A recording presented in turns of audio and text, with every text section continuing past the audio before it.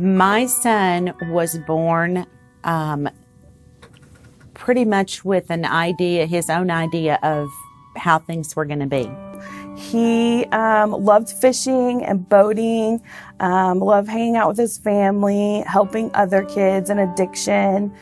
He was a recovery coach for probably about 3 years. And we just enjoyed him so much when he was clean and sober. He was funny. He was fun to be around. He was a different person when he was using. His brain chemistry changed. He asked me, he didn't go to work that day, and he asked me if I would go to the grocery store and pick him up some Dr. Peppers. And so we hugged and told each other how much we loved each other. And that was my last conversation with my child. I went to the store and was probably gone about 20 minutes.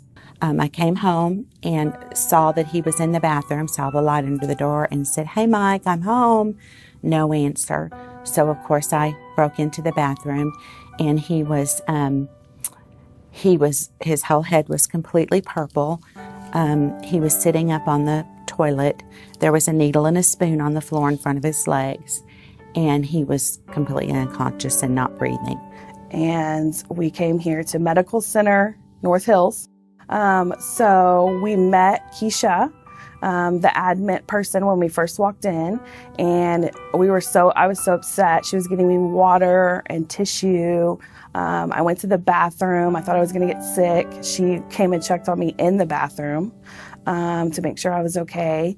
And then I told her, I don't want to be in this room. I want to be next to him.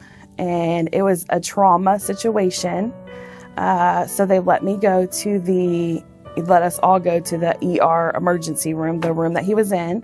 And there was probably 10 people over him, pumping him, putting IVs in him, just like you would think on a TV show. It was exactly like I was in a TV show, but it was my brother laying in the bed.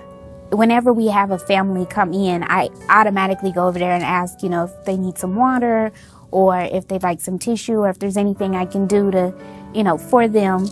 Nobody told us, get out of the way, you're in the way, get out of here, leave me alone. Everybody was so sweet. I tried to stay out of the way because I wanted them to help him, but it was pretty much amazing how after all the people in that room didn't get mad at us or yell at us or tell us to get out of the way or anything. They were just trying to save my brother. And it wasn't like he's a drug addict, he did this to himself. He was kind of like their family member in the bed. While I was standing there and they were putting all the IVs and stuff in, after about 30 minutes of them trying to figure out how to get him, better, he was unconscious on life support, and he was bleeding from every part of his body. I didn't think when somebody overdoses that you're going to bleed from every part of your body, so that was a shock to me. And his blood was coming out of his nose very fast, and it was running into his eyes.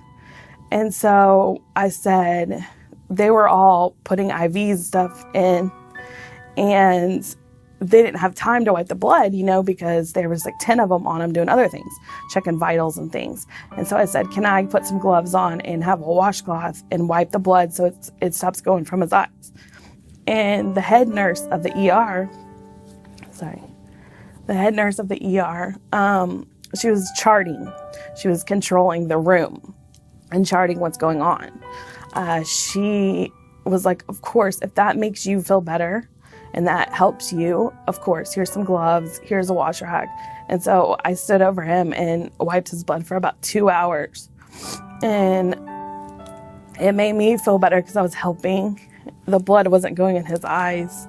And I hate blood. I always have these bracelets. I originally bought them in our gift shop. They had little prayer boxes on them. And I told her that I didn't want to offend her because I didn't know her religion and I wasn't trying to be offensive, but I thought maybe it would bring her some comfort.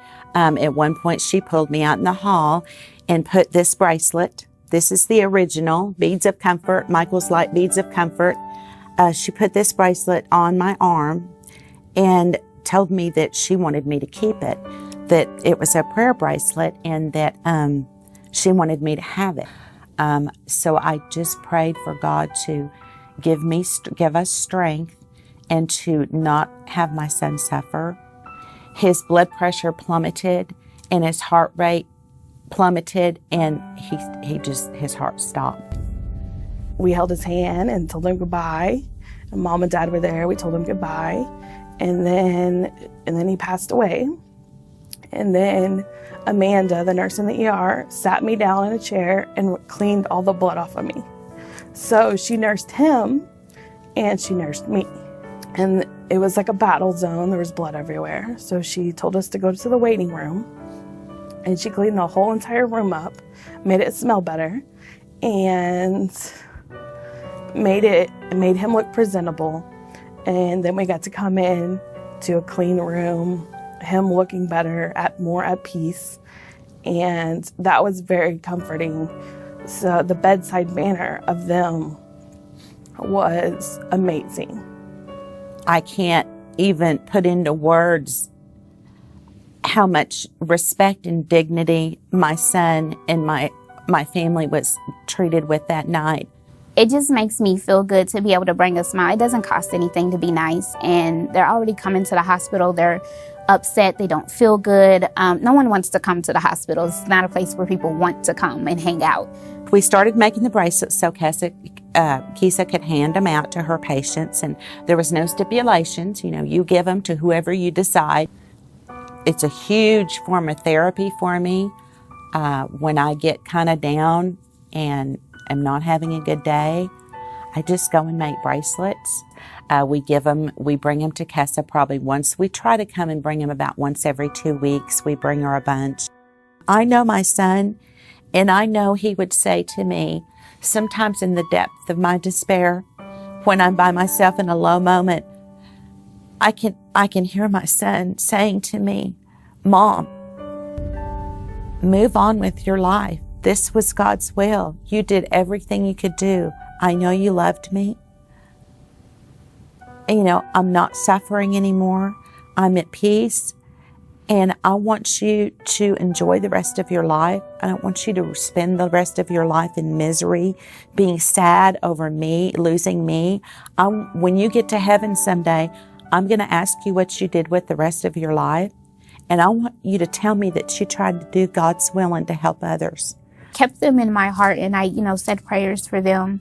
I had no idea that it made such an impact on her and the family at all. It was just me being me.